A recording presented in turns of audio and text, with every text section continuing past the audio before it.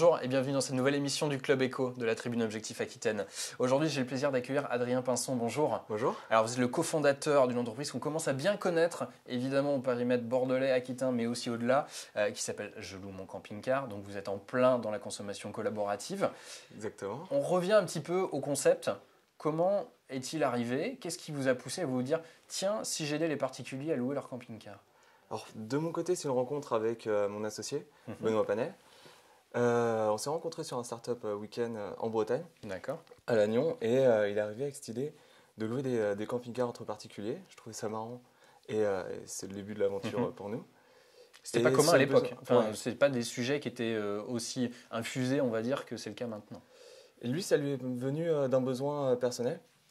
Il voulait aller en Angleterre avec son fils.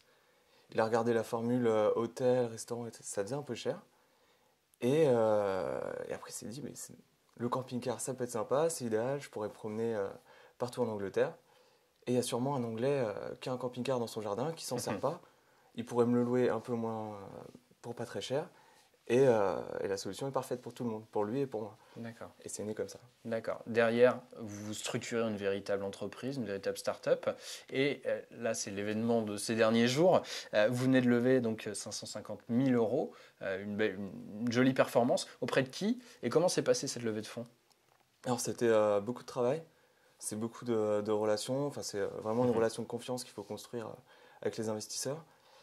Et on est très contents, donc c'est des gens qui nous font confiance. On a le fondateur de Blablacar, Frédéric Mazzella, référence.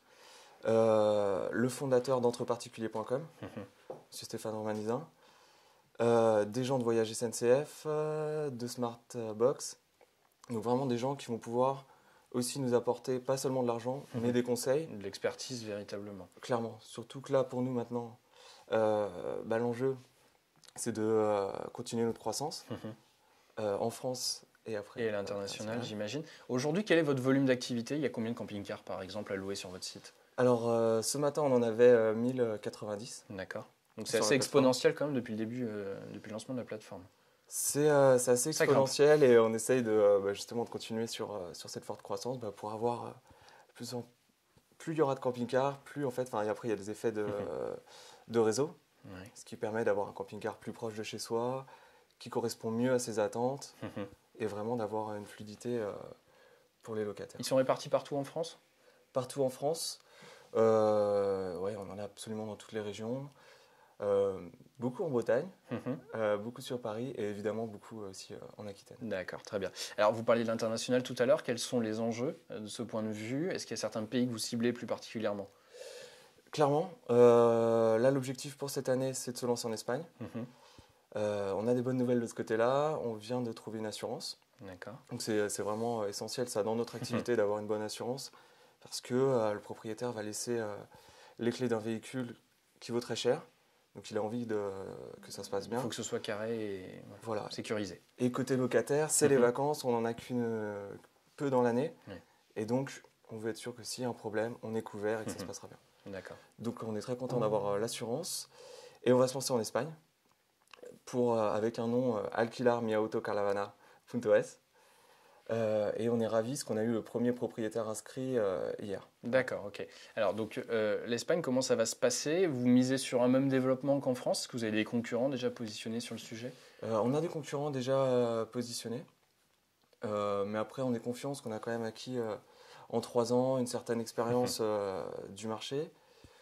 On a Julie Davara, qui est la country manager Espagne, qui est quelqu'un de super et on lui fait vraiment confiance là-dessus pour justement réussir à transformer le produit pour l'adapter au marché espagnol et à ses spécificités locales. Mais normalement, ça devrait bien se passer. Bon, je loue mon camping-car.com, c'est pas un nom qui est forcément facilement exportable, on va dire. Est-ce que vous avez des questions, des réflexions par rapport à ce sujet? Clairement, on nous a beaucoup fait la remarque sur le nom. C'est un nom qu'on aime bien. Enfin, en France, il nous a bien servi, même s'il est très long. Au moins, on comprend tout de suite. Je loue mon camping-car. Voilà, c'est la location de camping-car. C'est dit. Voilà. D'accord. À terme, on aimerait avoir un nom plus court et international, comme ce qu'a fait Drivey, qui s'appelait Voiture Libre, ou ce qu'a fait covoiturage.fr qui est devenu Blablacar. Un mot sur la French Tech. Hier, il se trouve qu'il y avait beaucoup de monde réuni à la Chambre de commerce et d'industrie de Bordeaux pour célébrer une nouvelle fois la French Tech et puis parler de l'après, bien sûr. Alors j'aimerais avoir votre sentiment par rapport à cet après. La labellisation, elle est obtenue, c'est une chose. C'est maintenant qu'il faut bosser? Clairement, pour nous ça tombe au bon moment après la levée de fonds, la French Tech qui labellise Bordeaux. Donc je pense que c'est une très bonne nouvelle pour l'écosystème en France et aussi en visibilité à l'international. Vous comptez capitaliser un petit peu sur cette marque justement dans le développement international? Clairement, je pense que c'est bien parce que ça crée une étiquette et je pense que beaucoup de gens vont jouer le jeu et que derrière ça peut servir tout l'écosystème. Si tout le monde joue le jeu, ça va apporter des retombées pour tout le monde. Il y a plusieurs sujets à l'ordre du jour, mais il y a notamment la question des accélérateurs. Je suppose que c'est quelque chose que vous suivez de près? C'est quelque chose qu'on suit de près. On est passé, nous, on travaille avec The Family, qui est un accélérateur à Paris, mais je pense que c'est très bien les accélérateurs, et on a été aussi suivi à Bordeaux par l'Auberge Numérique et l'AEC, qui nous a beaucoup aidé. Ça permet, les accélérateurs, d'avoir des sociétés à des stades un peu différents, sur des marchés différents, mais avec des mêmes problématiques, comment on pose ses statuts, les réussites des uns, les défaites des autres, et ensemble, en fait, ça a créé vraiment une émulation qui nous a beaucoup aidé avec Jostock.com, Switcherand, Rocketfeed. Donc on a pas mal, ça aide. Vous avez beaucoup échangé, je suppose, effectivement. Ouais. D'accord. Écoutez, on va suivre tout ça de près. Bonne chance pour l'Espagne, Adrien Pinsent. Merci à vous d'avoir suivi cette émission. Rendez-vous très vite à nouveau pour le Club Éco. À bientôt, au revoir.